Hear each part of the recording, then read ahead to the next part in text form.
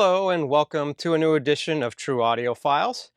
In this episode, I am going to be doing the shootout for the new ZZ Top box set from Rhino and their High Fidelity series. So this is the box here.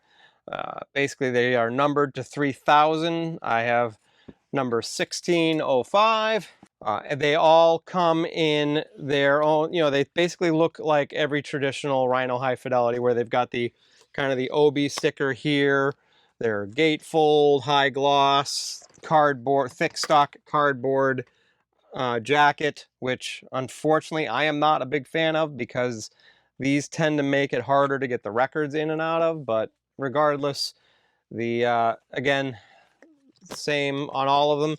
And all of the out records, the jackets themselves are also numbered to the same 1605, which is kind of cool. And so basically you got Deguello, hopefully I'm pronouncing that properly. You've got El Loco, which you saw there.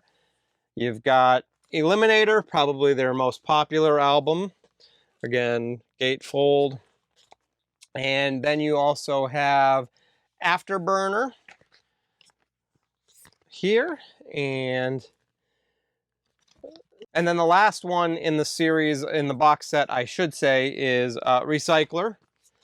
This is kind of, I don't want to say the beginning of the end, but it was the beginning of the end of their most popular time period anyways. So, but anyway, so those are the records that are in the set. I have early pressings and some reissues of the first four anyway. So what I have, I'll show you kind of all the ones I have, and then we'll kind of go step by step. So I got Deguello. This is an early pressing. And then I've got a reissue that was cut by Chris Bellman a few years back. I don't remember the dates. I want to say it was like 2015 or 14, or I'm not sure. But regardless, it was a pretty recent reissue. And then all the rest of them, I only basically have early pressings. So I've got El Loco, I have Eliminator, and then I also have Afterburner. I do not have a vinyl copy of Recycler. I've not been able to find one out in the wild, so this is the one that's the only one I'm not really going to be able to truly check and test. So that's basically what I've got here for sound for pressing, so I can kind of do a sound quality shootout on them. And basically what I do when I do these sound checks, or sound shootouts I should say, is I listen to the reissue that just came out all the way through, listen to see what it sounds like, try to pick out what will be the best sounding track or the best track to do an A-B comparison for these things. Then I will go back and I will level match each record to make sure that I try to keep them within about a dB of each other. Usually try to get as close, within about a half a dB when I can, and in most cases I can. And so they both have about the same volume level. And then I do the sound quality shootout from maybe one or two tracks on each album. So that's basically how I do it. So let's start off, and we'll start with Deguello. Basically, Deguello, the Rhino is probably the quietest in terms of it wasn't as cut as loud as the other two copies. But, otherwise, I put it all on, listened to it all the way through. Thought it sounded really good. I really liked the bass that I got out of it. It wasn't like over the top bass. I thought it was really good sounding, and overall, I was pretty happy with how it sounded.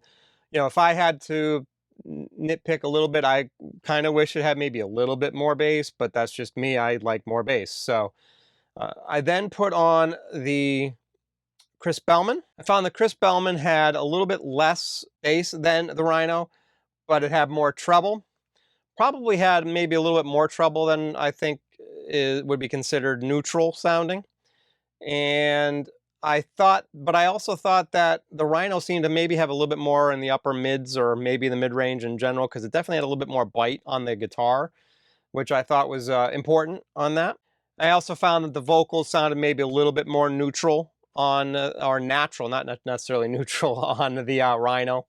I felt that the Rhino probably was the closest to the original mastering, with a little bit more treble, and it definitely had less bass than the Rhino. So I'd say soundstage was very similar between the two in terms of soundstage depth, soundstage width, and all that kind of stuff. There was virtually no difference when it came to that.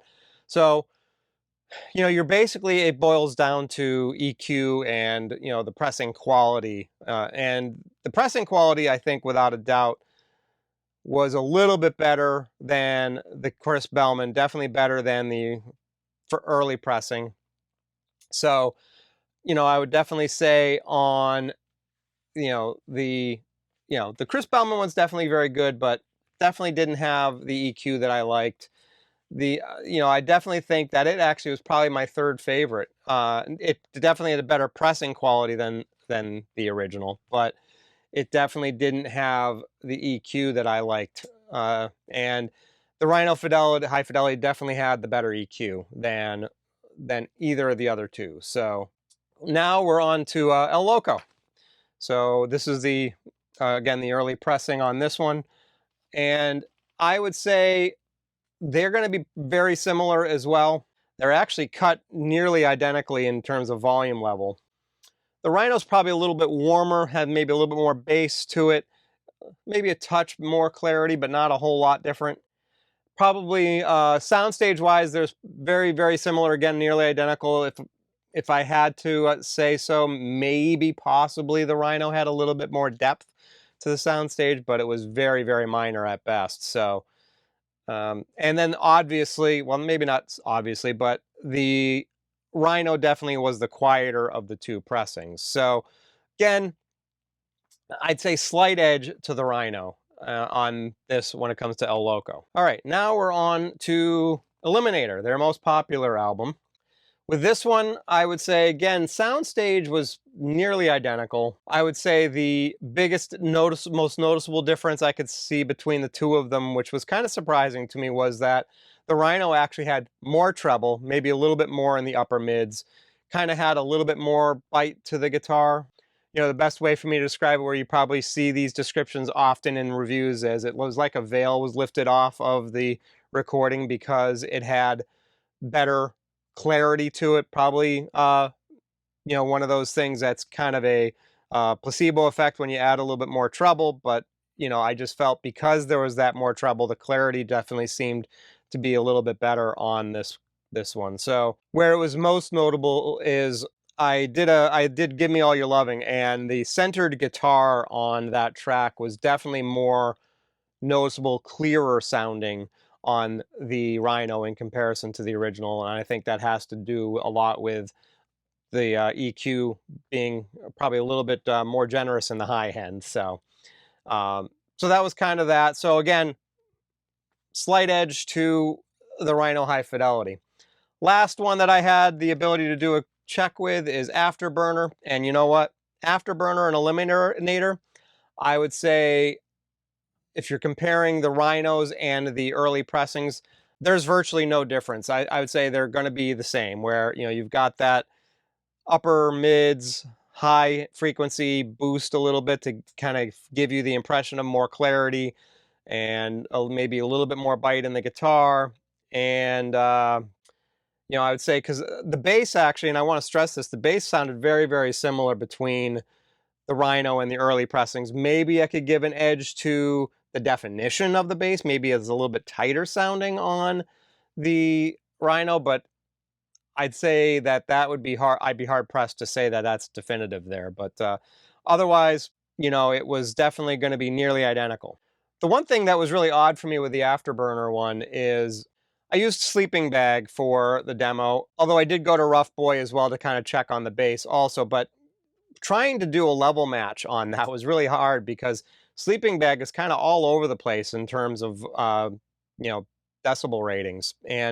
But the one thing that I think was for certain was the Afterburner early pressing was definitely cut significantly louder than the Rhino, and it's definitely was cut significantly louder than all of the other early pressings and reissues that I listened to too. It was quite a bit louder, several dB louder when comparing. So, but so that's the thing. So that's it, everything. I would be interested in hearing everybody else's takes on this, but my general opinion on this is I have a preference to the high fidelities, the Rhino High Fidelities on every one of the ones I had. I'm not going to sit here and say it's night and day difference. I would say if it's a favorite album of yours or favorite albums of yours, and ZZ Top's maybe one of your favorite bands, and you want the best sounding versions, in my opinion, the high fidelity definitely hits that.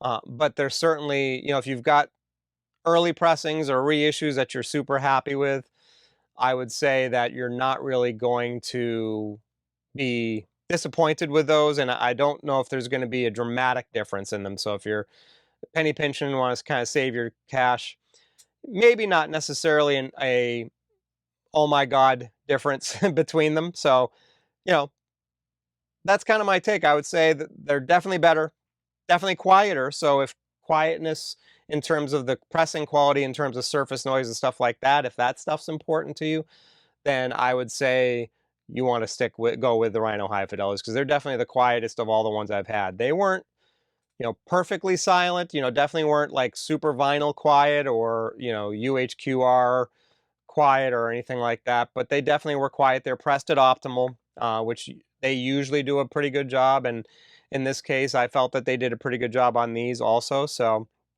and I didn't mention it before, I don't believe, but Kevin Gray did the cuts, and they cut them all from the analog master tapes, from what it says on the Obies. So, which is interesting because, especially with Recycler, that was I think in the '90s, maybe early '90s. That I guess most stuff was still being recorded analog, but a lot of the bigger budget stuff was being done digitally. But anyways, it was cut from analog. So I would say go out and get this if you're a huge ZZ Top fan and you want the best sounding versions because it's the best sounding versions I own anyways. But again, be interested in hearing everybody else's takes.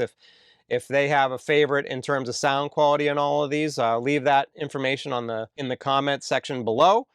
And that is everything I have for this episode. I want to thank you for subscribing if you subscribe. If you don't, hit that subscribe button. Hit that like button if you liked what you saw here.